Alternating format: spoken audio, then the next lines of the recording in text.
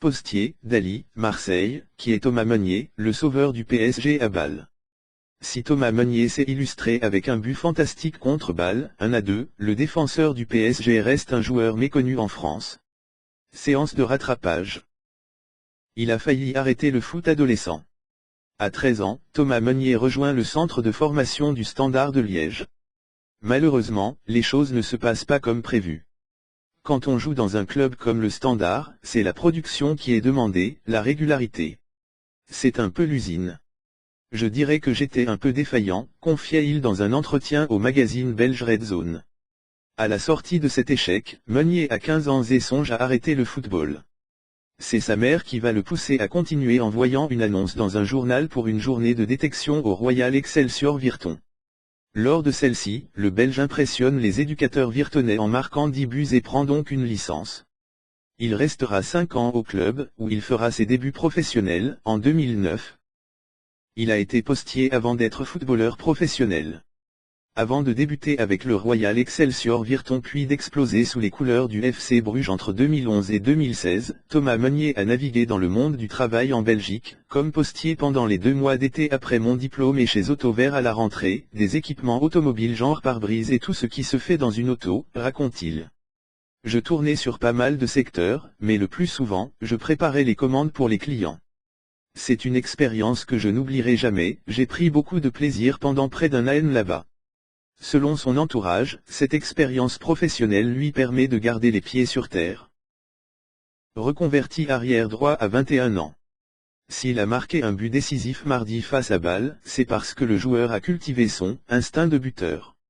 D'abord attaquant de pointe, il a ensuite évolué en tant qu'ailier droit avant de descendre au poste de latéral droit.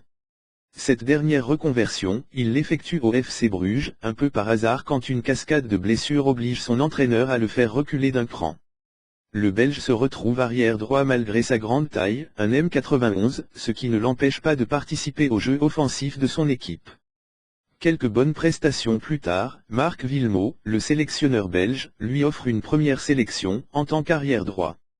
Le joueur a ensuite fait partie de l'aventure des Diables Rouges jusqu'au quart de finale de l'Euro 2016 en France, 13 sélections. Il aurait pu signer à Marseille.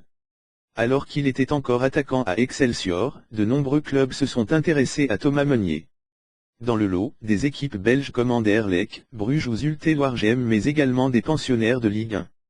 En effet, Lille, Saint-Étienne, Sedan, Metz et l'Olympique de Marseille se seraient placés pour recruter le jeune joueur de 20 ans, selon la presse du plat pays. Cependant, la direction d'Excelsior a vite mis les pendules à l'heure. En ce qui concerne l'OM, je peux vous dire que ce n'est que du vent, expliquait Michel Georges, le secrétaire général du club, à Foot Mercato en 2011. Ils se sont bien montrés intéressés, mais uniquement pour avoir des places afin d'assister à un match. Thomas Meunier a finalement décidé de rejoindre Bruges. C'est là que le PSG l'a acheté l'été dernier, pour environ 7 millions d'euros. Amateur d'art. Loin des clichés du footballeur, Thomas Meunier est un véritable amateur d'art. Il apprécie les montres molles de Salvador Dali, les bandes dessinées de Gaston Lagaffe, Duchat et de Kamagurka. Chez lui, il dessine et peint, pour se vider la tête. Lors des mises au vert, il s'adonne à la lecture. Je viens d'un autre univers que tous ces joueurs qui ont grandi dans des villes ou des quartiers, explique-t-il.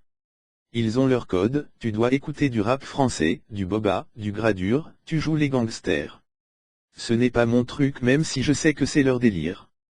Au final, on s'adapte, ça ne me pose pas de problème d'écouter du rap dans le vestiaire même si je préfère la house, expliquait l'international belge dans un entretien à Sport / Foot Magazine en octobre 2015.